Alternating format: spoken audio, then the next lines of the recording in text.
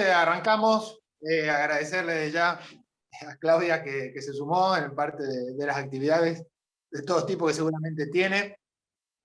Nosotros, como algunas saben, estamos de alguna manera con esta charla cerrando un curso que venimos haciendo con Iván justamente sobre el pensamiento de Pablo Freire. En realidad es una continuación de otros cursos sobre pedagogía crítica latinoamericana que hicimos en años anteriores. Bueno, ahora usando un poquito estos dispositivos con las ventajas y las desventajas que sabemos y que nos ha traído la pandemia, ¿no? Para nosotros. Y la verdad que fue, bueno, valioso también el curso y encontrarnos con una cantidad de compañeros y compañeras más jóvenes, también estudiantes, que por ahí tenían poco conocimiento del mismo pensamiento de Freire, ¿no? De otros autores que fuimos tocando acá, y la verdad que en eso valorar doblemente ese curso y esta charla también, ¿no? La importancia de recuperar este pensamiento tan importante para los que queremos ser parte de alguna transformación en nuestras sociedades y que tenemos que ver con la educación, ¿no? Uno podría ser, en todo este tiempo, nos encontramos con Paulo Freire como un autor que por ahí es más citado que leído, ¿no? Es muy común en un montón de lugares encontrar frases de Paulo Freire que se citan acá y allá. Se podría hablar, diría yo, de los usos de Paulo Freire, ¿no? Incluso con sectores, pensamientos bastante alejados ideológicamente de él, también lo toman. Entonces, para nosotros era importante recuperar a 100 años de su nacimiento justamente su lectura, sus propuestas, sus textos, su experiencia, con todo lo que eso implica, no para tomarlo como un pensamiento sagrado, como una verdad revelada, como una receta, sino todo lo contrario, un poco haciéndonos cargos del propio planteo los propios planteos de él, para recuperarlo críticamente en un lugar y un tiempo que por ahí son distintos a donde él desarrolló su pensamiento, también valorándolo como un pensamiento que ha sido muy rico y muy dinámico. No es que Pérez dijo lo mismo al comienzo y al final de sus aportes, sino justamente fue reflexionando y fue modificando en la práctica muchas de sus reflexiones, muchos de sus planteos, y nos parece que de eso se trata, ¿no? De apropiarnos críticamente del pensamiento de él, de pensar sus aportes en el aquí y ahora que nos toca a cada uno, a cada una de nosotros, entendiendo que por ahí, como él planteaba, corrernos un poco de esa idea que a veces se repite de manera muy vacía, que la educación es lo que va a cambiar el mundo. Creemos con Freire que no es esa su tarea, la tarea central, sino en todo caso pensar cómo desde la educación sí podemos cambiarnos y podemos ser parte de cambiar a los sujetos, a las sujetas, que sí tenemos que cambiar este mundo. Me parece que esa es la apuesta, esa es la reflexión que nos está convocando en este curso que estamos cerrando y en esta charla, ¿no? Pensar, la mayoría de nosotros, de nosotras, damos clases en escuelas públicas, y pensar con todas las contradicciones, con todas las dificultades, también pensar a la escuela pública como una trinchera para dar estas disputas y para reflexionar permanentemente en los caminos de la transformación social que tenemos que ir construyendo, ¿no? Y están los espacios de la escuela pública, hay una cantidad de espacios alternativos, de educación no formal, vinculados con organizaciones sociales, que sin duda también tienen mucho para decir en esta práctica, y pensar también cómo hacemos cruces, cómo reflexionamos colectivamente en lo que nos toca a cada uno, a cada una, desde su lugar. Esa es un poco la apuesta de esta charla. Así que bueno, yo solamente desde ANSAFE de Rosario agradecer de nuevo a Iván con sus aportes y su compromiso permanente, agradecer a Claudia que se pudo hacer el tiempo para estar con nosotros, con nosotras hoy, y darle la palabra a Iván, que tome la posta, y bueno, poder escucharlo en el inicio de nuestro encuentro. Esperemos que sea crítico y que tengamos tiempo después de los aportes de Iván y de Claudia, tener algún espacio de debate, de intercambio, siempre tan necesario y productivo. Gracias. Iván, te dejo la palabra. Gracias. Gracias, Juan Pablo. Gracias a la compañera Claudia y a todas las personas que fueron parte de esta experiencia y quienes están conectando también, que están siendo copartícipes de este momento que nos parece muy necesario. Solamente quisiera ser muy breve para poderle dar la palabra a Claudia y que tenga más chance de explayarse y ganarle al tiempo también. Ahora que estamos pensando esto de la pedagogía de la esperanza, las prácticas liberadoras, la pedagogía del oprimido, del pensamiento freiriano, de los 100 años de Freire y todo el legado que nos ha dejado, siempre está bueno pensar desde dónde nos posicionamos. Creo que aquí estamos muchas personas que definimos estudiar, trabajar en espacios educativos desde lo profesional, ¿no? Desde el ejercicio de la labor docente o de programas educativos diversos, y a veces o muchas veces se ha generado esa fuerte disociación entre la educación popular y la educación pública. Una inquietud que en Pañuelos en Rebeldía hemos tenido muy fuerte y ya hemos dedicado a veces algunos espacios en la red de redes de educadores y educadoras populares a trabajar ese aspecto, porque sigue siendo disociado y cuesta a veces tomarlo con la conexión que a veces quisiéramos o que nos inquieta demasiado. Me remito solamente a pensar en algo personal, que es la formación docente que tuve, como docente normalista que soy, cuando vimos a Freire. Revisamos un poco el libro La educación como práctica de la libertad y un poquito, así una pincelada mínima de la pedagogía del oprimido.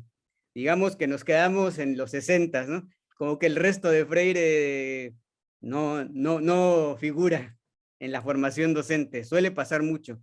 Y vimos una lectura de unos cuadernos compilados de antologías de la Universidad Pedagógica Nacional, que el texto se llamaba Acción Cultural y Revolución Cultural, y era muy bueno porque ponía en entrecruce la pedagogía de Freire y del Che Guevara. Lo único que podríamos pensar de nuevo es que hablaba de Freire solamente basándose en educación como práctica de la libertad. Quiere decir que el resto del bagaje y de las experiencias compartidas y asumidas en perspectiva de lucha de Freire quedaban un poco relegadas. Sin embargo, a pesar de esa parcialidad que encontrábamos en ese texto, creo que habilitó a muchas personas a pensar que se podía hacer una educación diferente, que se podía hacer una educación que habilitara a construir algo nuevo, a formular, a trazar senderos para otros horizontes. No sabíamos bien cuáles ni cómo, pero creo que era como una lucecita por ahí. Y entonces podemos pensar que hasta Freire nos ayuda a esto de la pedagogía de los intersticios, porque ante ese conocimiento eurocéntrico, abrupto, ese conocimiento enajenado, esa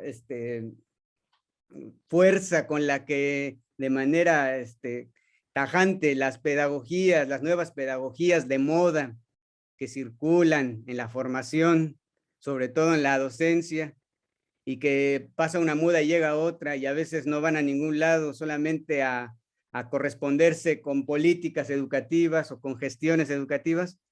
Creo que Freire o el pensamiento freiriano va más allá de eso y nos ayuda a pensar en eso, en los intersticios, que se puedan volver no solamente una grieta, sino que podamos habilitar como un horizonte, un camino, una forma de ser, de creer, de pensar, y eso es lo que tratamos un poco en este trabajo interrelacionado con ANSAFE.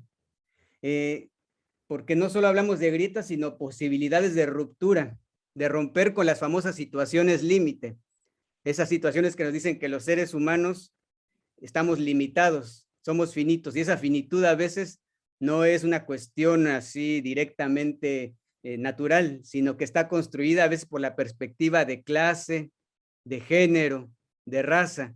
¿Cómo romper con esa finitud? ¿Cómo construir otros inéditos viables? Creo que ahí nuevamente Freire es necesario, resulta indispensable, y a pesar de 100 años de su nacimiento, tiene una vigencia tremenda e increíble, ¿no? ¿Y cómo resignificarnos? Resignificarnos es generar temas generadores, palabras generadoras de conciencia crítica, de conciencia de clases, pensar la educación como un acto social para la libertad y para la liberación, y pensar en la disputa cultural, y redefinir también la disputa cultural, que no solamente es disputar el terreno de las cosas como se piensan, sino como se hacen, porque la cultura es también el hacer, no solamente el definir, el concebir, el mundo de los conceptos. Ahora nosotros nos pensamos y nos queremos pensar en la dificultad que tiene esto de llevarlo a cabo en nuestros procesos de trabajo, ya sea docente o en los espacios socioeducativos en los que estemos.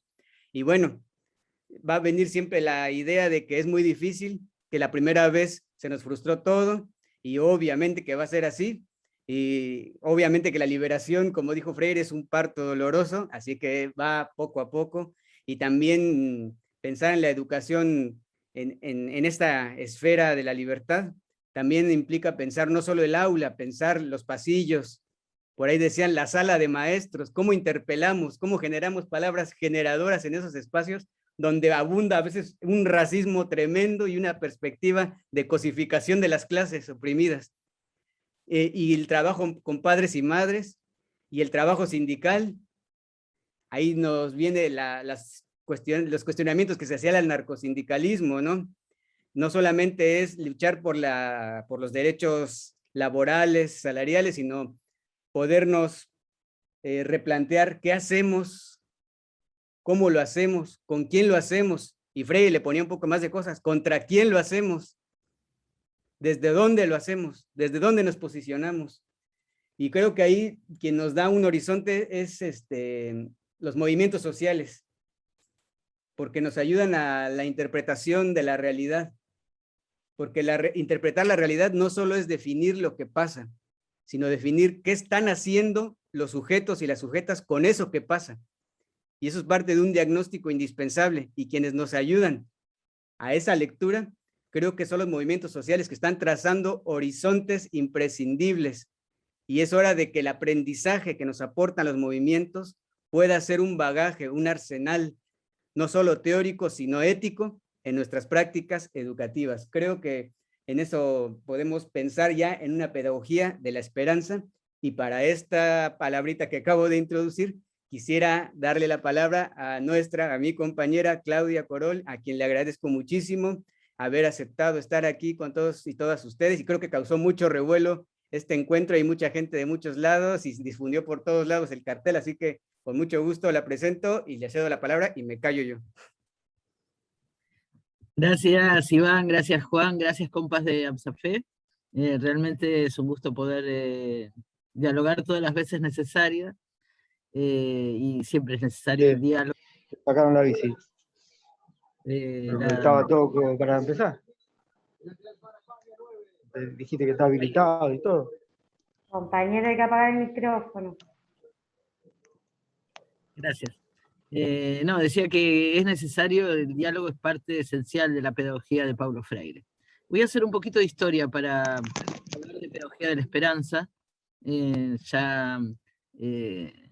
Muchas de ustedes lo pueden haber leído, pero quería contarles que tuve justamente la oportunidad de conocer a Paulo Freire cuando él publica la pedagogía de la esperanza. Era un tiempo bien difícil. Nosotras siempre decimos que estamos en tiempos difíciles, pero para recordar algunos elementos, 1989, fin del año, diciembre, fue la caída del muro de Berlín y fue la invasión a Panamá. 1991 fue la disolución de la Unión Soviética.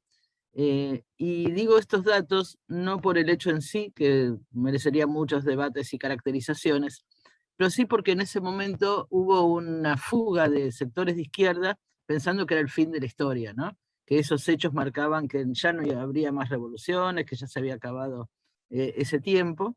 Yo lo conocí a Freire en 1993, y en medio de eso, que una buena parte de las izquierdas tuvieran la caracterización que tuvieran de esos hechos, pensaban y aceptaban la idea que venía del norte, que venía de Estados Unidos, de Fukuyama, de que era el fin de la historia. El viejo Freire larga un libro que es Pedagogía de la Esperanza, ¿no? Y uno decía, bueno, ¿esperanza en qué? Porque por más que no compartiéramos que era el fin de la historia, parecía como que resonaba muy fuerte la palabra esperanza en un contexto muy complicado, porque era cierto que el mundo se había generado de modo aparentemente unipolar bajo la hegemonía de los Estados Unidos. Y el primer signo de eso fue la invasión a Panamá, precisamente en diciembre del 89. También en ese diciembre tuve la oportunidad de estar en Cuba y los compañeras pensaban que después de la invasión a Panamá venía la invasión a Cuba, por ejemplo. Y ya que hoy hay tantos debates sobre la perspectiva de la Revolución Cubana, decir que era muy impresionante en ese diciembre del 89 ver en todas las cuadras al pueblo organizado en Cuba para que si hubiera una situación de invasión, enfrentarla. Y entonces decía, bueno, ¿cuáles eran los elementos de esperanza que aparecían en ese contexto? 1992 se cumplían los 5 siglos de resistencia indígena, negra y popular. Y con esa resistencia indígena, negra y popular emergía, es decir, no es que aparecía porque es un sujeto que es histórico en la resistencia, pero se visibilizaba un sujeto como son los pueblos originarios que se salían de esa lógica de fin de la historia. Y decían, ya pasaron 5 siglos de resistencia, ahora vamos a iniciar la ofensiva. Y no solo lo dijeron, sino que hicieron distintos actos que marcaban el inicio de esa ofensiva.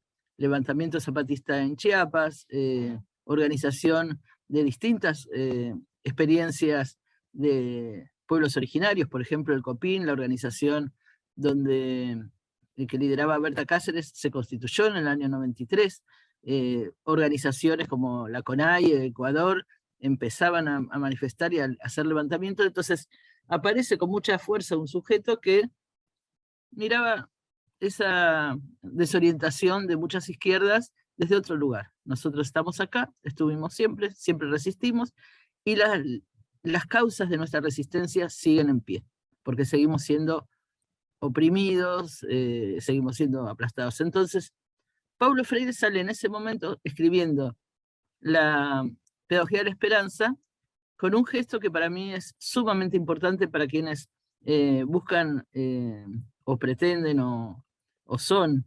intelectuales orgánicos, que es revisitar su propia obra críticamente.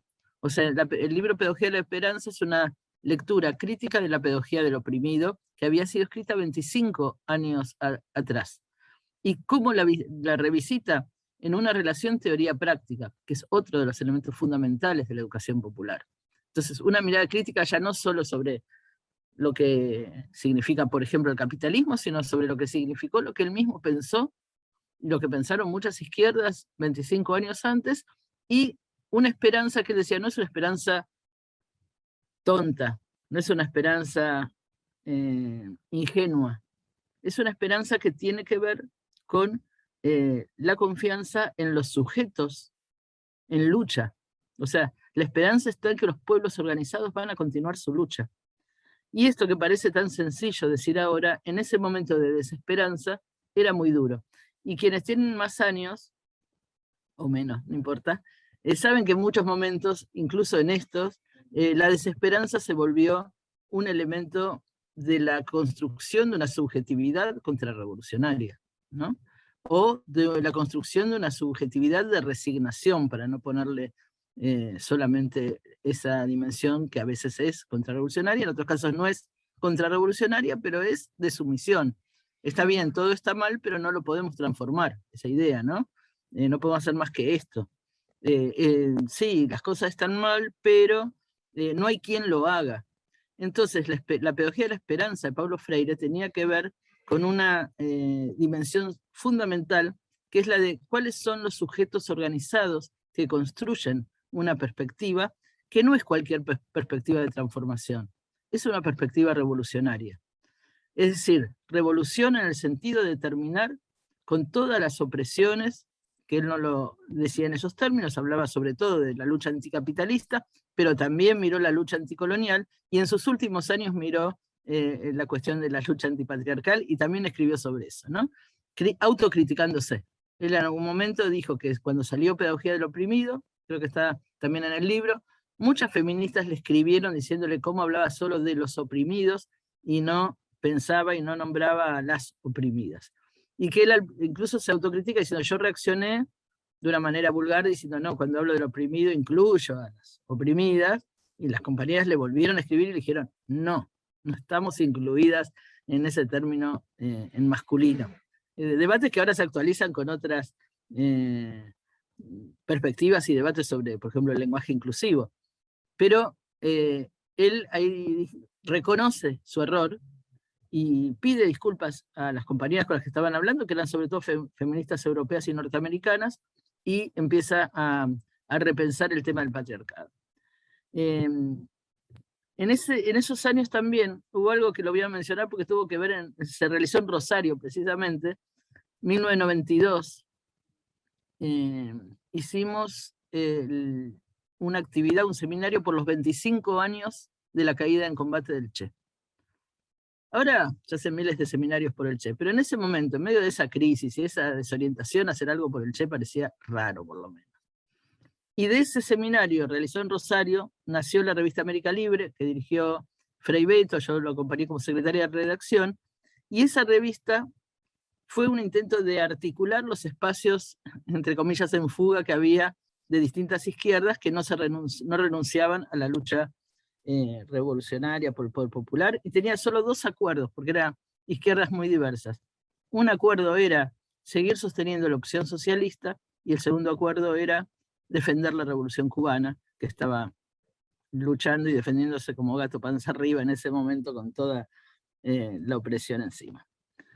En pedagogía, bueno, comento esto porque para algunos colectivos fue muy importante esa rearticulación a nivel continental, romper fronteras, y también porque la dirección de Frei Beto nos permitió, por ejemplo, el diálogo con Paulo Freire, que fue parte del Consejo de Redacción de América Libre, a invitación de Frei Beto. Y esto permitió, entre las múltiples encuentros que se produjeron en la revista, que organizó un seminario por año en los primeros años, un diálogo entre sectores provenientes de la teología de la liberación y sectores provenientes del pensamiento marxista en diversas miradas.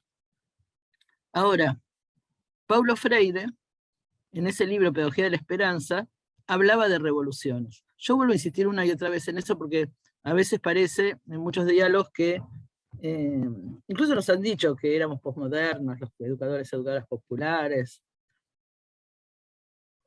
o que la educación popular es solo tiene que remitirse a procesos locales y asistenciales, y él hablaba de las revoluciones, en medio de esa crisis de los proyectos revolucionarios.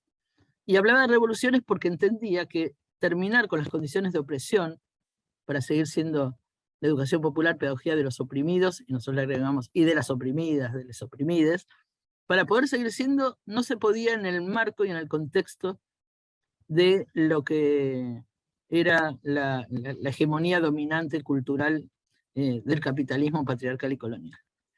E incluso él diferencia dentro de ese texto a los pedagogos revolucionarios y pedagogas revolucionarias, él se consideraba entre ese colectivo, y los pedagogos y pedagogas de las revoluciones, y ponía, por ejemplo, en el concepto de pedagogos de las revoluciones a nombres como el Che, como Gramsci, como Fidel, y como Amílcar Cabral, con quien tuvo una relación de mucho diálogo en el marco de los procesos de descolonización del África.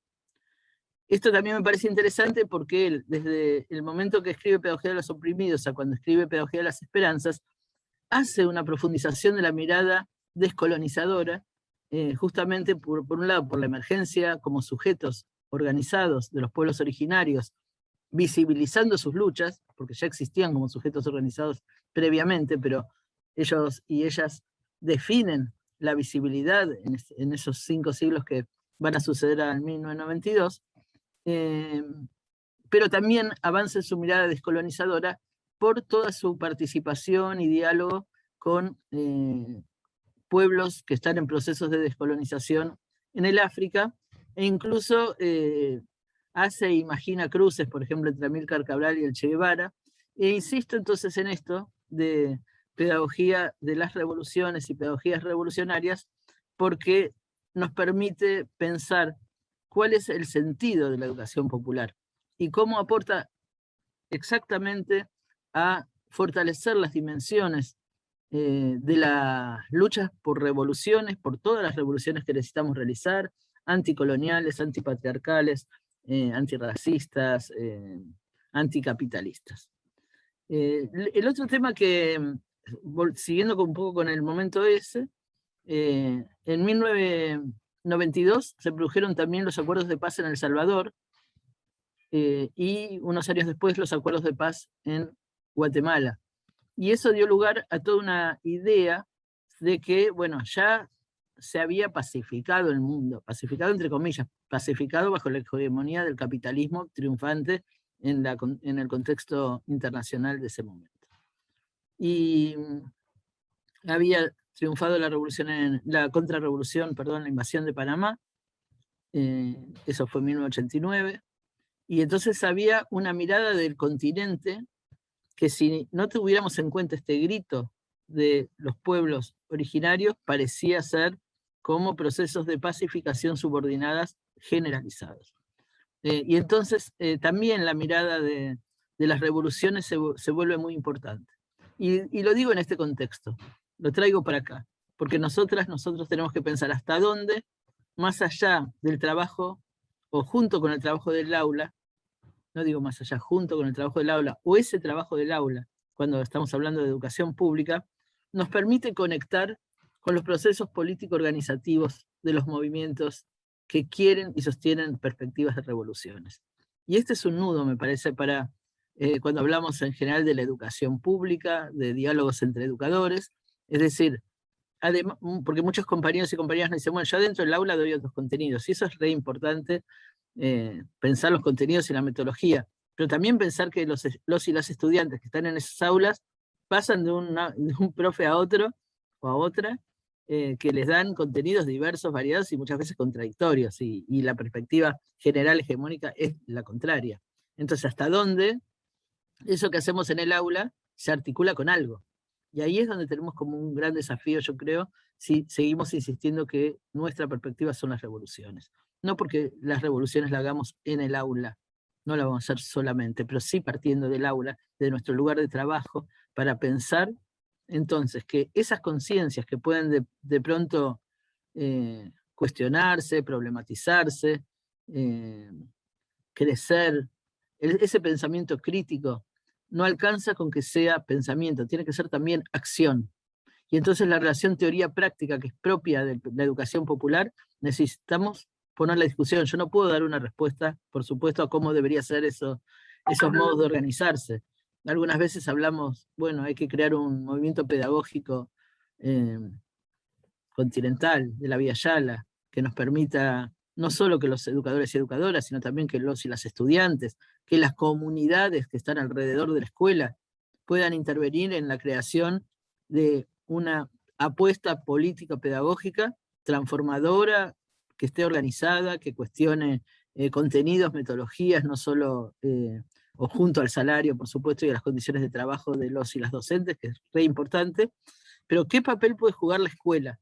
¿Y qué papel puede jugar el sindicato? Y creo que esto que ustedes están haciendo nos da una idea de qué papel pueden jugar y lo están intentando, ¿no?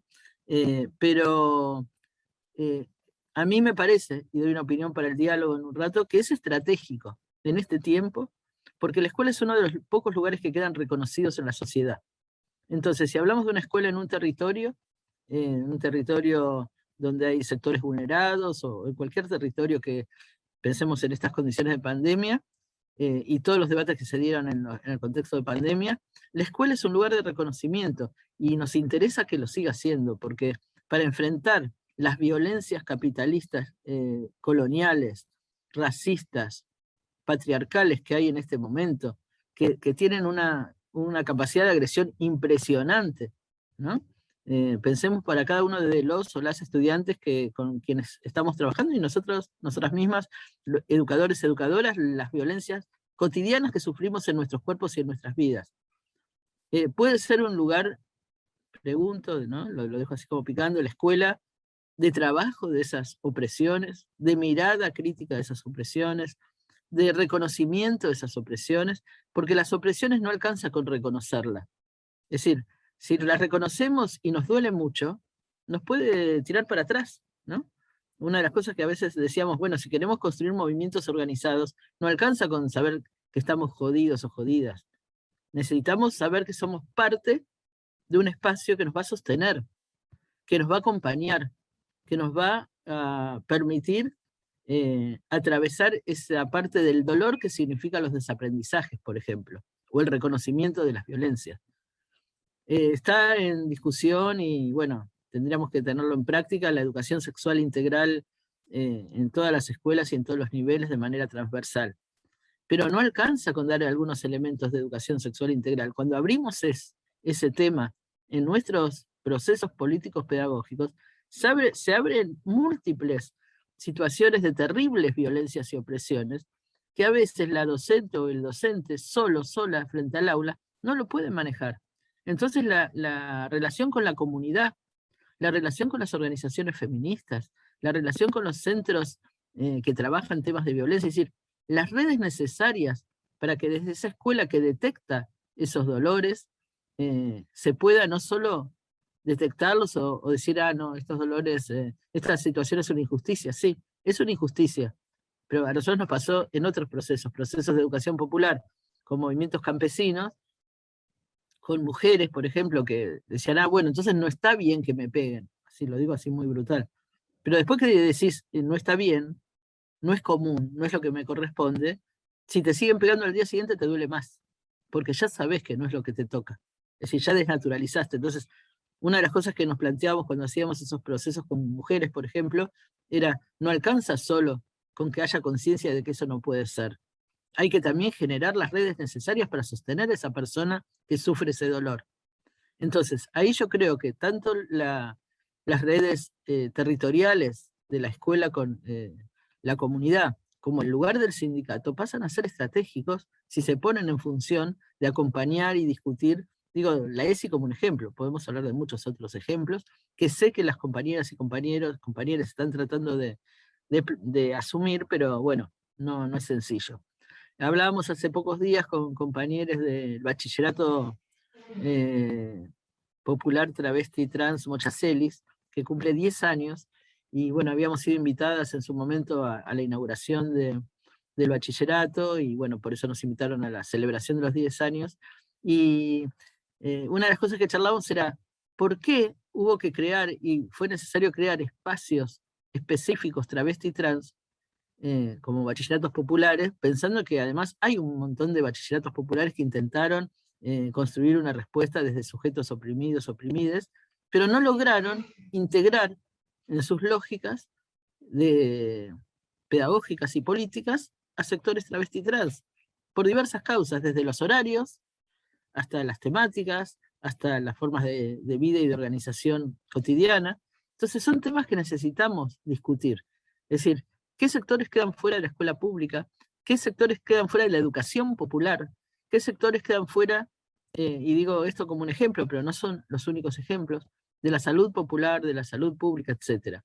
Y cómo esos sectores que van construyendo respuestas propias, como en el caso del bachillerato Mochacelis, generan redes, de todas maneras, de sostén y de interacción que nos permitan problematizar nuestros saberes, que siguen siendo hegemónicos. Nuestros saberes siguen siendo coloniales, patriarcales, muchas veces capitalistas. Y doy otro ejemplito, bueno, que a mí me toca en particular, pero cuando se estaba muriendo Luana Berkins, casi todos deben saber quién es. Luana Berkins, una dirigente travesti que nos aportó muchísimo a la lucha feminista. Yo la estaba en un momento acompañando y ella, bueno, aún muriéndose nos estaba dando tareas a todas todo el tiempo, organizando desde su velatorio hasta qué teníamos que hacer cada una después. Y entonces una de las cosas que me dice es, Claudia, necesitamos que la educación popular entre en la Facultad de Medicina y en las facultades de Ciencias de la Salud. Le digo, sí, necesitamos que entre en todas las universidades. Yo, una respuesta medio tonta le doy, ¿no? porque bueno, estaba esta parte como, basta de darme trabajo, te estás, ¿no? Y me dice, no, pero mira, me dice ella, los trabajadores y trabajadoras de la salud no saben tratar con el cuerpo travesti. Es decir, no saben ponernos una inyección, nos hacen doler mucho más que lo que sería necesario, no saben cómo interactuar con un cuerpo siliconizado, con siliconas, no saben. Entonces hace falta transformar los programas de estudio, por ejemplo, para eso. Y yo le decía, claro, pero para transformar esos programas de estudio, una vez más, los sujetos, sujetas, y esos cuerpos tienen que estar en esa universidad. Y antes de estar en esa universidad, tienen que estar en la escuela secundaria, y antes tienen que estar en todos los niveles educativos. Porque si no, ¿qué? Vamos a hacer una lectura desde otros cuerpos de cómo es el dolor. Entonces, ahí se abría todo un campo para marcar nada más, que por un lado, desde algo muy práctico y muy concreto, nos mostraba todo lo que nos falta. Y esto no significa una crítica a tal o cual médico o médica, que las trataron todos con mucho cariño en el lugar donde estuvo internada en su última etapa. Pero más allá del cariño, hay que conocer. Y entonces, ¿cómo hacemos? Y creo que esta es una de las dimensiones que podemos problematizar para la descolonización de nuestros saberes, la despatriarcalización, la desmercantilización, para que los saberes sean parte de una construcción que parte de los cuerpos de los sujetos y sujetas y de sus prácticas. Y ahí la escuela está atrapada, porque la escuela tiene una currícula que cumplir.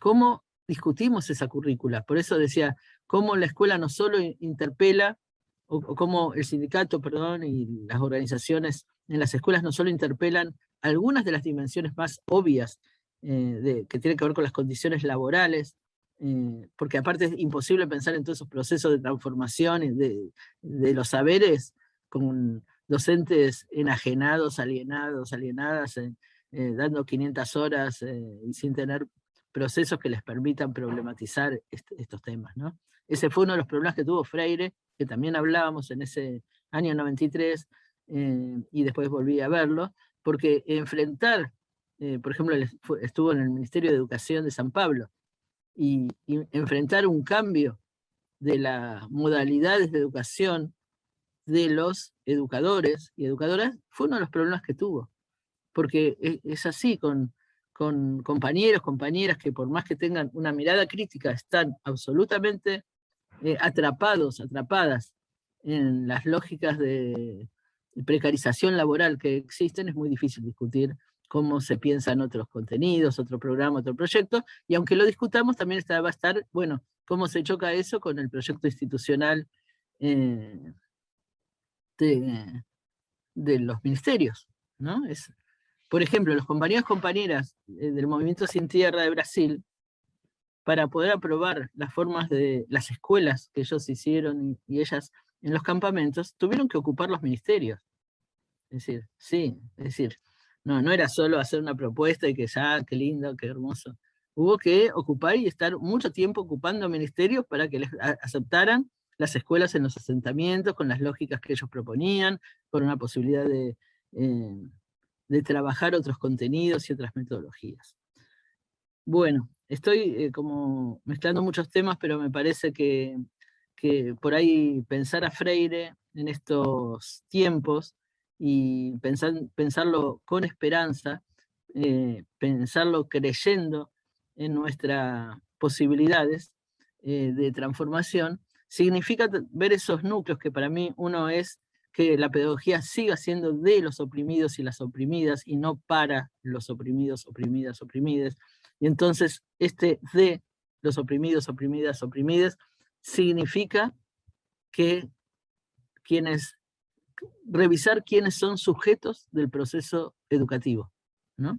Y cómo intervienen, planteando las necesidades, los desafíos y las búsquedas de su propio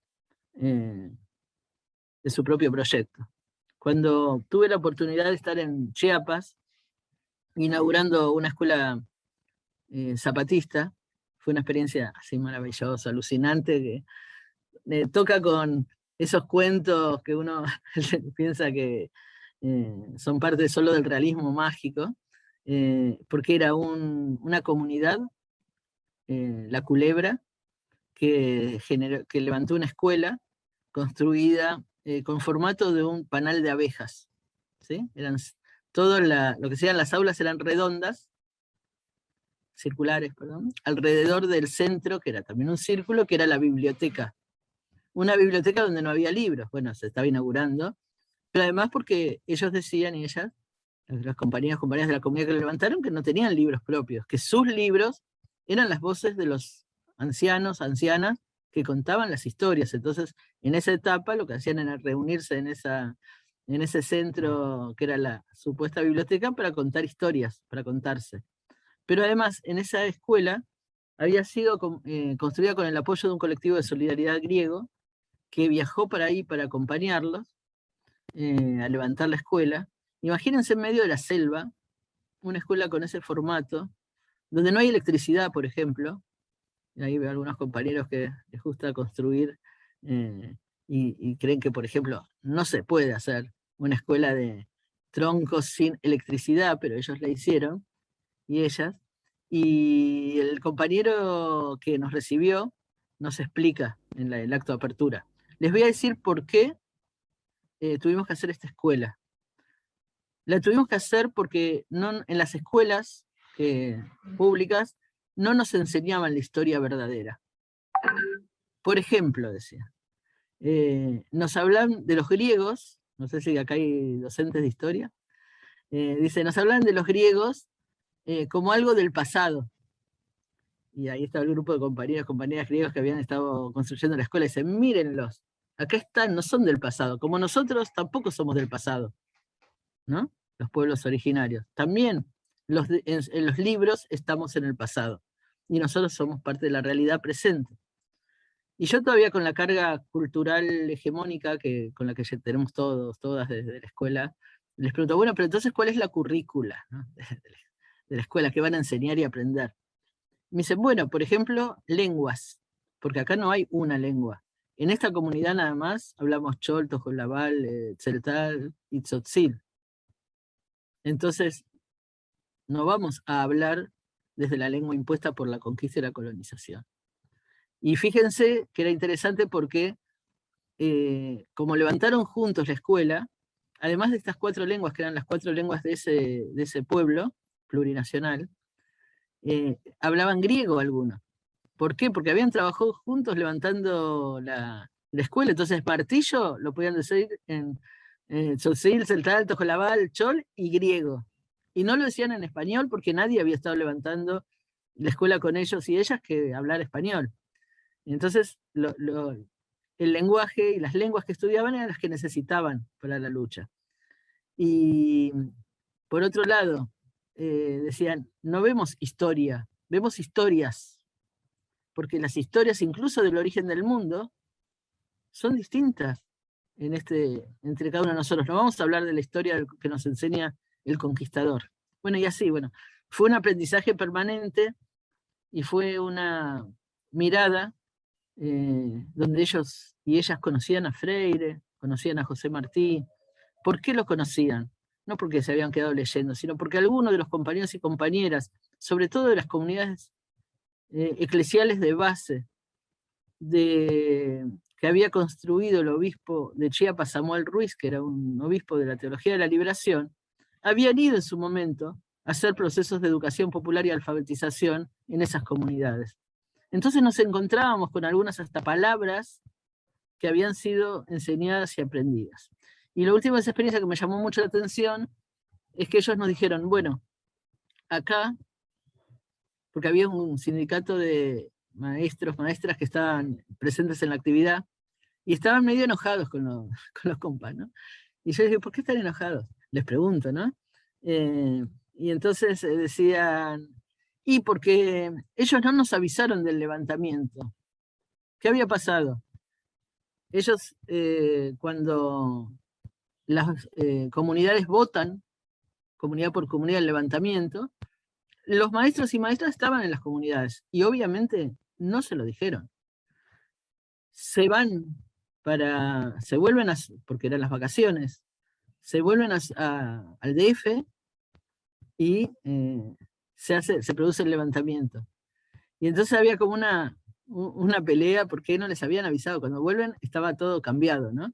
Entonces también cómo hacer para que los educadores, las educadoras, tengamos construido esos lazos con la comunidad que nos permitan saber los dolores y ser parte en lo posible de los procesos organizativos, ¿no? A veces no se puede, porque además, obviamente en este caso, después de 5 siglos de resistencia, saben que no tenían que confiar en nadie que viniera, ¿no? En diciembre del 91 había estado Salinas de Gortari, el presidente de México, inaugurando un hospital en esa comunidad. Y todo el pueblo estuvo aplaudiéndolo y el tipo se fue feliz de que estaba todo bien. Y después cuando se levantaron le pusieron una imagen de Emiliano Zapata y de Ernesto Che Guevara que iba desde abajo arriba del hospital. Se llamó Hospital General Emiliano Zapata Ernesto Che Guevara. Y ese pueblo construye poder popular en distintas condiciones. Cuando está Salinas de Gortari hablando y ellos se están burlando pero con cara de nada, era poder popular. Y cuando después le ponen el nombre al hospital porque liberan ese territorio, es poder popular. Y cuando deciden irse de ahí porque el ejército avanzaba, esto era Guadalupe Tepeyac, y se van se internan en la montaña, y ahí es cuando sale el comunicado de Marcos diciendo de que no se gasten en hacer comunicados amenazándolos, porque ahí no hay electricidad, y nunca van a escuchar la radio ni la televisión, por ejemplo, y que no se esfuercen en buscarlos y buscarlas, porque ellos están andando por los caminos del indio, así lo dice, y en ese momento esos caminos, como no le hicieron caminos en esos territorios, no los conocen, o sea, estaban yendo por los caminos que solo ellos conocían. ¿Qué quiero decir con esto? Que hay una historia de los pueblos que se construye muchas veces de manera invisible. Recuerdo que en ese tiempo previo al levantamiento, Castañeda había sacado un libro que se llamaba La Utopía Desarmada, ¿no? Y era uno de los principales intelectuales, entre comillas, digo, entre comillas porque era poco lo que conocía de lo que sucedía en su territorio, en sus pueblos, y pensaba en esta misma lógica que yo hablaba al comienzo, del fin de la historia, de que se había acabado la utopía armada, ¿no? Que la identificaba con el Che Guevara y con otros. Él escribe La Utopía Desarmada y al año siguiente se levanta el zapatismo. Y entonces yo la verdad que, entre otras cosas, disfruté el levantamiento zapatista por ese golpe que le da a Castañeda, y él después vuelve a hacer un libro, porque los intelectuales duros, ¿no? Ahora, el libro siguiente se llamó La vida te da sorpresas. Pasó algo medio tipo cumbia ya en la forma de expresarse. Pero bueno, entonces, yo voy a terminar para que tengamos tiempo de hablar. ¿Cuál es el desafío de los educadores, de las educadoras? Que creemos con Freire, con Paulo Freire, que existe esperanza, que esa esperanza está en la lucha organizada de los oprimidos y oprimidas y oprimides contra todas las opresiones, y que esa lucha solo puede resolverse desde la vida cotidiana, pero en una dimensión de revoluciones. Y yo creo que parte de esos desafíos tienen que ver con, por un lado, sostener la esperanza, porque si perdemos la esperanza, o si los pueblos pierden la esperanza, ya ganaron los otros. Es decir, yo me puedo deprimir porque no sé, por lo que sea, y tengo todo el derecho a deprimirme, pero si empezamos a teorizar la depresión como fin de la historia, ya es otra cosa. Entonces, ¿cómo celebramos y construimos la esperanza basada en la lucha colectiva? Punto 1. Segundo, ¿cómo esa esperanza organizada tiene en su sustento algo que es central en el pensamiento de Paulo Freire, que es la dialéctica revolucionaria? Cuando él dice ¿por qué la esperanza?, un tema central que plantea es que hay que tener un pensamiento dialéctico que nos permite salir de la encerrona de que hay un fin de la historia, por ejemplo. ¿Cómo hacer para formar ese pensamiento dialéctico sin construir solamente miradas dicotómicas, sino problematizándolas, pero sabiendo que la transformación es posible en el marco de las contradicciones, que la contradicción no es el fin de un proceso, sino tal vez una invitación a repensarlo y a reproblematizarlo. ¿Cómo entendemos los sujetos y sujetas de las revoluciones? ¿Y cómo aportamos en ese sentido a organizar, si estamos en la escuela, nuestro espacio político-pedagógico? Si podemos hacerlo con el territorio, mucho mejor. Si podemos generar lazos de encuentro entre educadores y educadoras, lo convoque o no lo convoquen los ministerios. Es decir, si ese es nuestro objetivo, seguramente el ministerio no nos va a convocar, pero sí lo puede hacer el sindicato y sí lo podemos hacer desde las experiencias que nazcan desde abajo, a la izquierda, en cada uno de los lugares donde nos planteamos esas posibilidades de construcción. ¿Cómo defendemos y cuidamos, por ejemplo, a nosotras las mujeres? Ahora, mira, nos han dicho muchas veces que nos llenan así como de mimos, porque somos las cuidadoras, ¿no? Cuidadoras que nadie reconoce nuestro papel de cuidado. Aparte, ahora se nos reconoce la jubilación, pero bueno, oí un poquito antes de empezar la charla que Dani estaba comentando las situaciones actuales en términos de la precarización que existe y que continúa. Entonces, como educadoras muchas veces nos piden que seamos la segunda mamá, aunque parece viejo esa historia, pero siguen pidiéndonos que asumamos tareas de cuidado.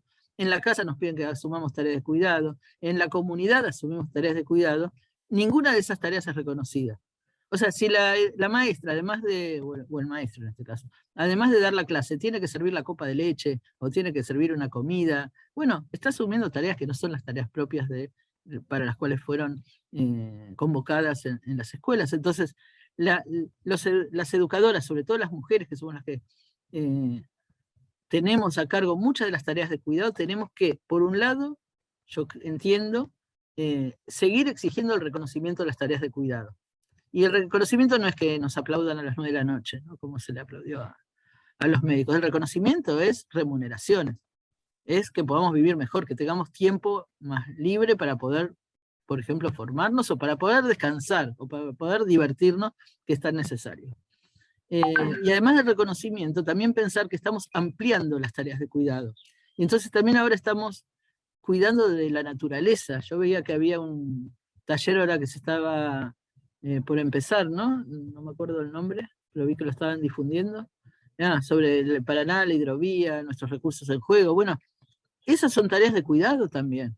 La otra vez discutíamos con compañeras que decían, bueno, en el ministerio ahora hay un área que es el área de cuidado. Yo digo, sí, pero veamos qué es cuidado. El cuidado no es solo cuidar nuestro cuerpo individual. El cuidado es cuidar el cuerpo colectivo y es cuidar la naturaleza de la que somos parte. Y entonces cuidar los territorios y cuidar los bienes comunes y, bueno, ampliar las tareas de cuidado y también ampliar la tarea de cuidado al cuidar la memoria de las revoluciones y a cuidar las revoluciones que tenemos, que nos quedan. Es decir, no aceptar gratuitamente que se esté amenazando, que se esté tratando de tirar abajo los procesos que pueden estar dando batalla en una correlación de fuerzas sumamente dispar. Y cuidar las organizaciones que tenemos, cuidar los sindicatos, cuidar las organizaciones sociales, políticas, porque podemos tener muchas críticas, y yo ni conozco cuáles son en este caso, si hay o si no hay, eso ustedes lo sabrán mejor, pero la hegemonía lo que trata es de desorganizarnos, ¿sí? Es decir, la hegemonía lo que va a tratar no es que se supere esas dificultades que puede haber en cualquier movimiento popular por la vía del diálogo, sino para destruirlo, porque destruir las organizaciones populares es un camino para destruir la esperanza. Sin organización popular no hay esperanza de transformar la historia. Si hay que cambiar a la organización popular, transformarla, hay que hacerlo. Es parte de toda la obra humana que estamos construyendo. Pero no permitirnos desacumular fuerzas y energías transformadoras en un momento donde lo que se trata es de golpear precisamente la esperanza como una esperanza activa. Bueno, yo quisiera como dejarlo acá para que nos quede un tiempo de diálogo y para que pensemos eso, el pensamiento de Freire, ya no como un pensamiento que tiene un libro para leer, en el mejor de los casos, como decía Iván, solo pedagogía del oprimido, o solo la educación como práctica de la libertad, o solamente unos apuntes de esos libros, que es lo que más se hace, ¿no? Que se recorta y se pega algunos apuntes, sino conocer esa obra también en su interacción con la realidad que él quiso transformar. Les cuento una última anécdota que a mí me gusta mucho, que tiene que ver con la alfabetización. Una compañera me contó, una compañera de Brasil, Valeria Resende, que fue del equipo de Freire, que en un momento le pidieron apoyo para hacer un proceso de alfabetización en Vietnam, después del triunfo de la revolución en Vietnam. Digo, para pensar, para volar también, ¿no? Porque romper fronteras es pensar que nosotros queremos transformar el mundo todo, no solo nuestro territorio. Y tenía el problema que la lengua, vieron que el modelo de alfabetización de Freire es el de las palabras generadoras y un método silábico, ¿no? Es decir, se divide la palabra en sílabas. Bueno, espero que todos lo conozcan, si no, ahí se puede leer en Educación como Práctica de la Libertad y en Pedagogía del Oprimido.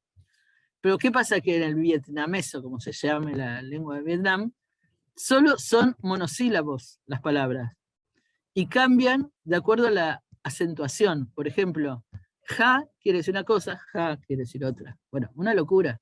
Entonces, pensar ese mismo método para adaptarlo al vietnamés fue una tarea tremenda de las compañías estas brasileras que fueron a ayudar y a compartir la lucha de liberación de Vietnam. Esa una. Y la otra historia que les quería contar, que yo siempre tenía muchas dudas de por qué el método Freire de alfabetización es igualito al método de alfabetización cubano de la primera campaña de alfabetización, ¿no? Si uno ve la cartilla de alfabetización cubana, es súper parecida al método Freire, aparte con cosas muy lindas como que la primer palabra generadora era OEA, ¿no? Porque los acababan de expulsar de la OEA a Cuba, y estaban todas esas cosas que la canción de Carlos Puebla, la OEA me da risa, y bueno, estaban como tratando de trabajar con la población, lo que significaba haber sido expulsadas de la OEA, pero además OEA tiene 3 vocales, o sea que les venía genial empezar con la OEA. Pero bueno, yo decía, ¿por qué ese parecido? ¿Quién lo llevó? Porque Freire no había estado en Cuba en ese momento. Sí estuvo en la campaña de alfabetización de Nicaragua. Y un día estábamos en Chile hablando con compañeros, compañeras en los 30 años del golpe de Estado en el 2003, y hablando así en una comida, que entre las compañeras, yo vuelvo a decir, para todo el mundo le pregunta, ¿y por qué Freire no estuvo en Cuba y llegó el método Freire, bla, bla? Y una compañera que estaba sirviendo la comida dice, yo sé por qué. Ajá, sentate, por favor, déjate de la comida. Entonces nos cuenta, Freire cuando se va de Brasil, primero se va a Chile. Y en Chile formó un montón de educadores en su método. Incluso no era en el Chile de Allende, era en el Chile de la democracia cristiana. Pensemos ahí la ligación con los sectores del cristianismo de base. Y ahí se formaron muchos y muchas educadoras. Cuando es la Revolución Cubana, una parte de esos educadores y educadoras se va para Cuba y apoya el proceso de alfabetización cubano, la primera campaña de alfabetización, y se hace parte de eso y ayuda a la creación de ese cuadernito y todo. Entonces también a mí me maravilla esa historia porque hay lazos invisibles que todavía tenemos que seguir construyendo y haciendo diálogos para rescatarlos, porque, claro, nadie iba a publicar después en momentos de la dictadura que estuvo alfabetizando en Cuba, por ejemplo, ¿no? Entonces, la historia de nuestro continente, de nuestra Vía Yala, tiene muchos momentos así, de ruptura de fronteras, de solidaridades, que han hecho y han ido construyendo la perspectiva de las revoluciones y de las organizaciones revolucionarias que nos llegaron a ser revoluciones triunfantes en nuestro continente. Bueno, lo dejo así para que nos quede un ratito de diálogo.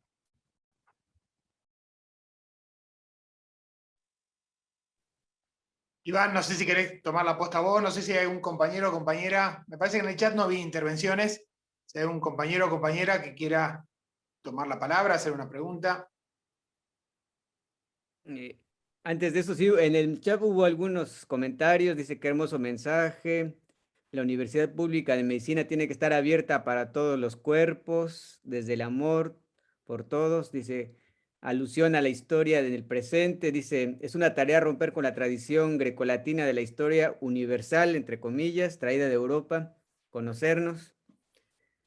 ¿Alguien quiere un comentario, una pregunta?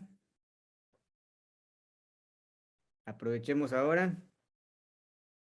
Escribirla o hacerla, tomar la palabra nomás.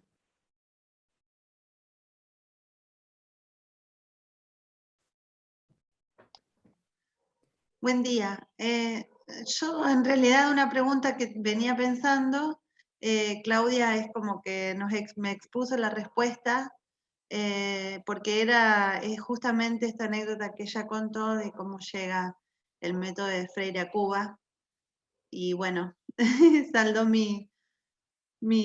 es mi curiosidad con esa anécdota última que contó, que era un dato que no tenía.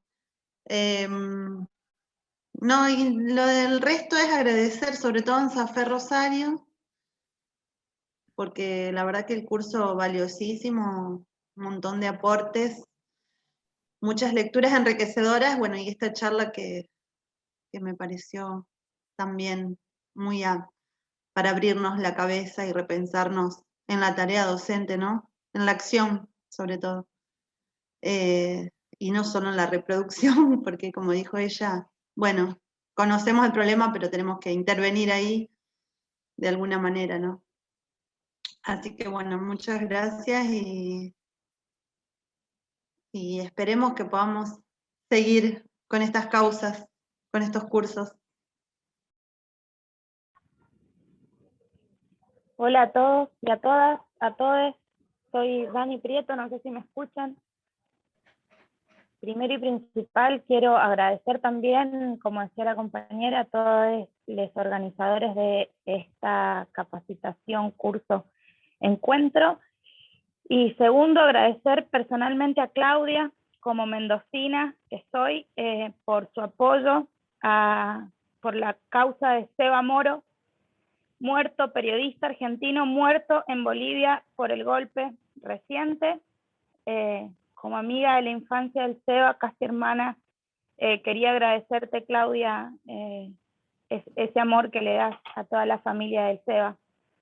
Y segundo, con respecto a todo esto que charlamos, me quedo con el desafío de pensar, en el caso de una escuela en la que trabajo, que el equipo directivo intenta formar, empezar a mover a las niñas desde otros puntos de vista, y pienso, queremos empezar por la educación que le damos a las niñas, pero no nos hemos puesto a pensar cómo es nuestra acción política como docentes, porque en nuestro caso en la escuela, por ejemplo, tenemos pésimos vínculos humanos, pésimos, lamentables, y bueno, cuando pensamos la educación utópicamente como la alegría y la liberación, es imposible hacerlo cuando nos estamos sintiendo oprimidas y oprimidos y oprimides por nuestros propios compañeros y o, en el caso de algunos,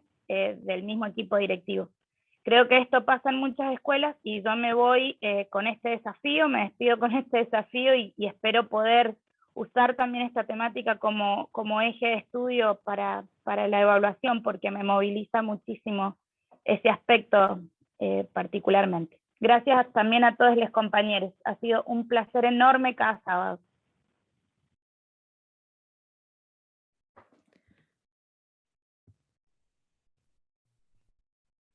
Gracias, gracias. ¿Alguien más? Por aquí en el chat hay felicitaciones y reconocimientos por la exposición de Claudia. También les comentamos que hace un rato habíamos visto un texto de Claudia del primer capítulo hacia una pedagogía feminista, donde se expuso y se habló de él. No sé si alguien quisiera aprovechar Ahí tiene para... la palabra Daniela. Daniela, dale nomás. Dani. Bueno, buen día. Quería saludar el curso, el esfuerzo de la Secretaría Gremial de AMSAFER Rosario, compañero Juan. Y bueno, me llevo un montón de cosas, no lo pude hacer, pido disculpas como secretaria de Cultura, pero realmente desborda la tarea del trabajo y la de construir sindicato y partido es intensa. Pero bueno, me quedan pensando muchas cuestiones, sobre todo en la exposición de Claudia, que nos plantea un desafío para llevar a nuestro trabajo en las escuelas. Yo reivindico la educación pública, estatal pública, y la lucha que tenemos que dar para que esa educación sea para todas, todes, todos, y terminar con la educación privada. Y en ese sentido, sí, es muy difícil dar la pelea dentro de la escuela, como dice Dani, con prácticas que reproducen, digamos, lo hegemónico, ¿no? Pero me parece que ahí está nuestro desafío. La escuela todo no lo puede. Obviamente creo, como dijo Claudia, que hay que articular mucho en el territorio con todas las organizaciones que se puedan, estar muy pendiente de la situación social que vive nuestro alumnado, y bueno, tener una empatía principalmente con eso, ¿no? Hacia las infancias y hacia las adolescencias, y dar esa lucha. En ese sentido también a mí siempre me ha hecho ruido y bueno, yo creo que se puede hacer educación popular desde el punto de vista de los contenidos, de la historia y del aporte que Paulo Freire ha hecho a la docencia desde la escuela provincial, estatal, pública. No es necesario ir a construir bachilleratos por fuera, no es necesario construir jardines de infantes sociales.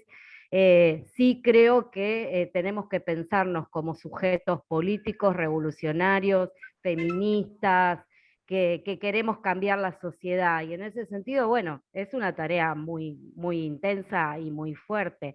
Eh, Me parece que hay que abonar a una práctica que termine con la fragmentación y la desigualdad, y por eso es valiosa en la Argentina, quizás en otras experiencias de Latinoamérica vale estas experiencias que contó Claudia, porque en todos lados hay mucha diversidad, digamos, de lo que se va construyendo en términos, en el campo popular, en términos de revoluciones, pero realmente en la Argentina tenemos que aprovechar esto, ¿no? Avanzar desde nuestras escuelas públicas provinciales para dar ahí una fuerte pelea. No es fácil, no es fácil. La formación docente es compleja en ese sentido, y por eso me parece que es muy importante lo del sindicato en relación a poder pensar otras políticas educativas. Así que bueno, invitamos que el próximo curso, ya hay 90 inscriptos, el de hidrovía, se sumen, porque bueno, queremos dar también ahí una disputa, ¿no? Del sentido que tiene que ver con poder pensarnos como sujetos políticos y abordar una problemática terrible que tiene que ver con la soberanía, con la flora y la fauna del Paraná, con la destrucción capitalista, ambientalista que se está haciendo. Así que, bueno, nada, le dejo esas cosas y me llevo varios interrogantes de lo que planteó Claudia. Gracias.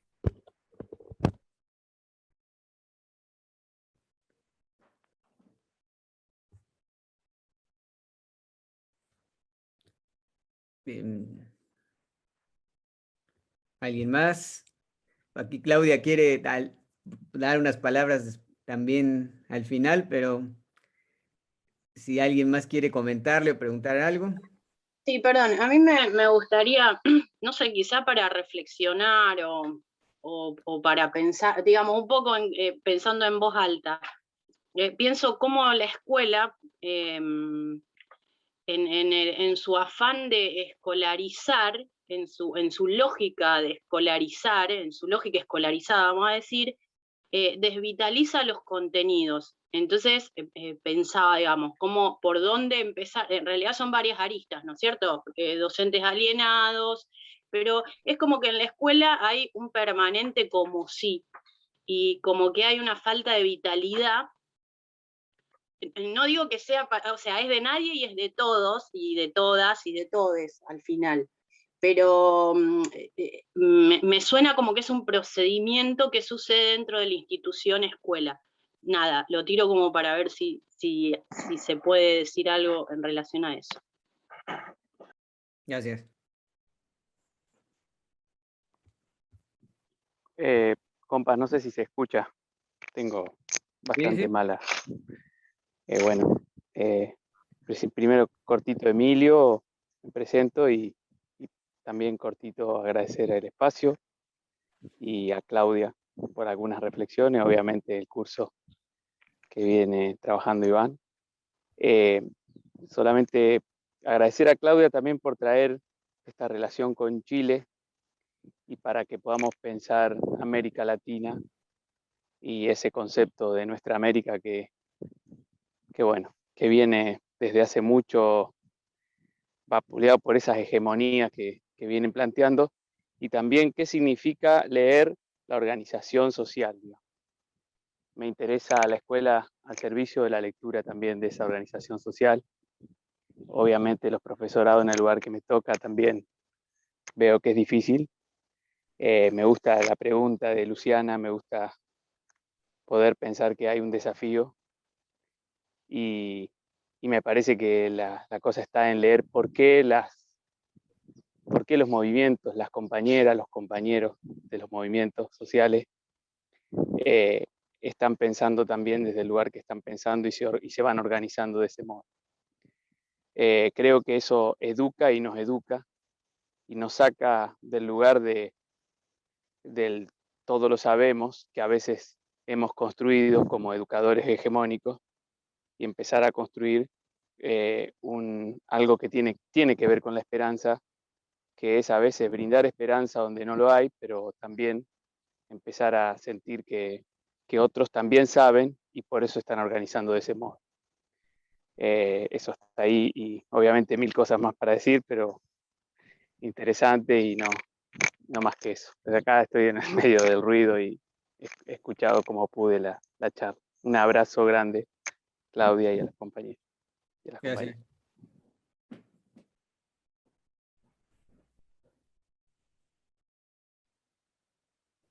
Hola, yo puedo hacer un saludo cortito. Bueno, agradecer al gremio, al sindicato, Iván, a este curso, a todos los compañeros. Bueno, y ahora como que quedé, como decía la compañera ahí en el chat, maravillada por la exposición de Claudia. Nos quedamos ahí como diciendo cuántos años tiene, cuánta vida vivió, por todos los lugares donde anduvo. O sea, ¿cómo hizo para hacer tantas cosas? Eso fue lo que sentí personalmente. Bueno, zarpado ese ejemplo, ¿no? De lucha y su praxis. Bueno, me resonó un poco esto que dijiste vos, Dani, de el desafío que tenemos las seños, ¿no? Y los docentes de la escuela pública, provincial, estatal. Yo pienso que, bueno, no son cosas excluyentes, obviamente. Bueno, hemos estudiado justamente en este curso estas ideas, estos binarismos, digamos, que con los que estamos formateados de pensamiento. Me parece que todo enriquece, tanto los bachilleratos populares, las organizaciones sociales, tejer redes con la comunidad, y también nosotras, las seños de la escuela pública, donde a lo mejor, y con esto enlazo con el comentario que hizo la compañera, a lo mejor estamos como más encorsetadas, y por esto lo que decía de la sensación de la falta de vitalidad que tenemos y de potencia ahí para encontrarnos de otra forma que no sea desde una currícula oficial que nos encorseta y que nos limita, o equipos directivos que nos ponen muchas trabas para trabajar mancomunadamente, para hacer sororas entre nosotras, para elaborar la ESI. Pero bueno, son todos desafíos que tenemos, cada cual desde el lugar que nos toca.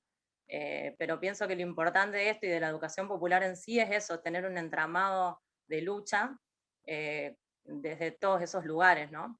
Así que bueno, es el desafío. Me parece que estos cursos y estos espacios lo que hacen es justamente renovar la esperanza y bueno, alimentarnos un poco y sentirnos como más potentes, que no estamos en soledad en esto. Así que bueno, les dejo un abrazo. Muchas gracias entonces, compas.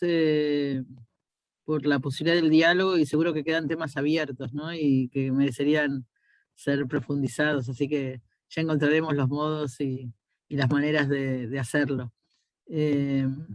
Lo que quería más que nada era dejar algunas preguntas. La educación popular es pedagogía de la pregunta, sobre todo, más que de la respuesta. Y una de las preguntas es, ¿qué entendemos por el Estado? Y cómo lo concebimos, ¿no? Porque, digo, partiendo de la defensa de la educación pública, yo también la defiendo, pero necesitamos pensar también qué rol juega el Estado. Es el mismo Estado que está defendiendo los proyectos extractivistas, por ejemplo. ¿Es este Estado el que defendemos? ¿O es ese Estado el que cuestionamos porque su rol está siendo precisamente de sostén y reproducción de las políticas de dominación? Lo dejo como pregunta abierta, o sea, porque hay distintos criterios sobre esto y me parece que vale la pena no cerrarlo con una opinión que puede ser la mía o la de otro compañero o compañera. La otra pregunta que me parece importante es por qué algunos movimientos tuvieron que crear escuelas, o crearon escuelas. Que fue por eso yo contaba lo del Mocha Celis, que eso ya no es que interpela solo a la educación pública, sino que nos interpela a nosotras y nosotros como educadores populares. ¿Por qué los espacios de educación popular tienen tantas dificultades para incluir en muchos casos a la población y a la comunidad travesti trans? ¿Y por qué muchos sectores? ¿Por qué el Movimiento Sin Tierra de Brasil, por ejemplo, tuvo que crear escuelas en los campamentos y en los asentamientos? Cuando ocupaban, resistían y producían, y ahí no llegaba la escuela, ¿no? ¿Por qué los compañeros, compañeras zapatistas tuvieron que crear sus escuelas?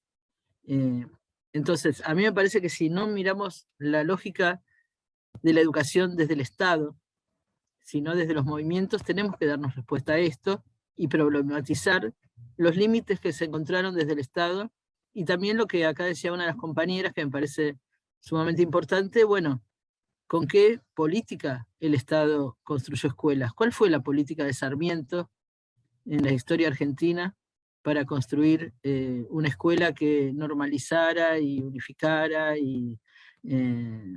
Bueno, hay todo un debate, una serie de debates que necesitamos hacerlo como educadores y como educadoras. Insisto, como preguntándonos, desconfiando de algunos de estos elementos, no para negar nada de lo que hemos hecho ni de lo que hacemos, sino para cuestionarnos sus límites, sus alcances, sus posibilidades. Y también sus posibles combinaciones, porque no es escuela pública o educación popular. Iván decía al comienzo que nosotros no salimos de esa disyuntiva. Nosotros decimos, es escuela pública y educación popular. Pero ¿cómo es ese y? Es decir, ¿qué tipo de colectivos organizados necesitamos construir para que haya ese y? Y en ese sentido yo decía, bueno, en algún momento soñábamos con un movimiento pedagógico continental que cuestionara, problematizara y la escuela y defendiera la educación pública, por ejemplo, al mismo tiempo. ¿Se puede? ¿Es posible? ¿Es otra la vía? Son preguntas que dejo acá. Para que no sea solo afirmaciones, sino que también sean interpelaciones de nuestras acciones y de nuestras prácticas. Y cierro diciendo esto que nombraba Dani. Cuando defendemos y visibilizamos, por ejemplo, que Sebastián Moro, periodista argentino, fue asesinado en el marco del golpe de Estado en Bolivia, lo que estamos haciendo es también una acción política y pedagógica, porque no podemos aceptar la impunidad, ¿no? Es decir, porque se trató de encubrir, incluso hubo sectores intelectuales que se dicen de izquierda o que se dicen feministas que negaron que hubiera un golpe de Estado en Bolivia. Y eso tiene que ver con el pensamiento colonial, racista, que todavía atraviesa nuestras propias prácticas y nuestras propias reflexiones. Entonces, terminar, ¿cómo hacemos para descolonizar prácticamente, en la práctica, nuestros saberes, nuestras pedagogías, nuestras formas de mirar el mundo, nuestras currículas, nuestras formas de organización del tiempo, nuestro concepto del tiempo? ¿Cómo descolonizar y despatriarcalizar y desmercantilizar la educación pública para defenderla, para que sirva, para que nos ayude a caminar colectivamente. Y para que nos ayude sobre todo a entender y no a cuestionar a quienes al no encontrar espacio dentro de los territorios en los que estamos actuando, o respuestas dentro de esos territorios, generaron opciones que pueden ser mejores o peores, pero que son parte de las luchas. Eso, nada más que decir que sigamos caminando, dialogando, generando puentes, tratando de entender. Paulo Freire decía que la cabeza piensa donde los pies pisan, y entonces nosotras a veces, pisando la escuela o pisando en la educación popular por fuera de la escuela, necesitamos entender nuestras miradas del mundo para poder revolucionarlo. Era eso.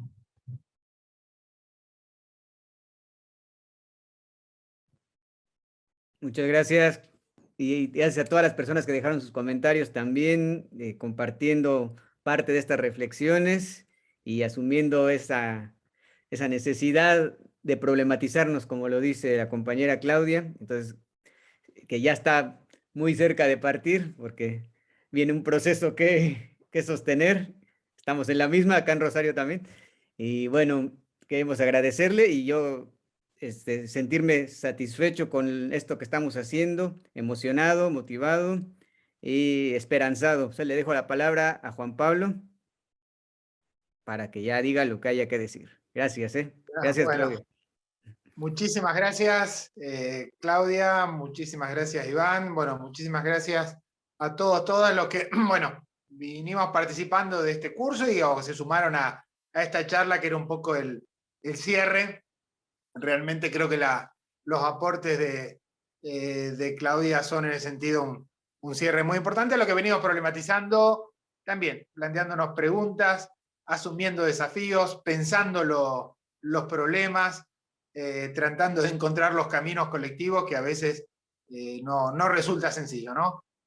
¿Cuál es nuestra tarea como sindicato? Nos lo preguntamos todo el tiempo y lo debatimos y tratamos de ir ajustando nuestras iniciativas, cuál es la tarea de cada uno, de cada una como docente, qué colectivos construimos con nuestros compañeros, nuestras compañeras en las escuelas, este encuentro de la educación pública, estatal, de la que la mayoría somos trabajadores y trabajadoras, con todas las experiencias de educación popular. Me parece que la apuesta es justamente a construir redes, a seguir pensando colectivamente y a pensar en eso, qué aportes podemos hacer para las transformaciones de esta sociedad que siguen siendo tan necesarias y tan urgentes. Así que bueno, realmente como ANSAFE Rosario, agradecer, realmente creo que hay que seguir apostando a construir estos espacios. Realmente creo que lo dijeron varias compañeras y compañeros del curso. La verdad que cada encuentro de cada sábado fue un gusto, fue una alegría, y bueno, ojalá sigamos construyendo espacios de este tipo. Realmente Iván, conduciendo y dirigiendo todo este proceso, ha sido realmente una figura notable. Cada año venimos trabajando y haciendo cosas con él mejores. Así que muchísimas gracias de nuevo a Iván, a Claudia, a todos, y bueno, nos seguimos encontrando con los desafíos que están planteados. Muchísimas gracias.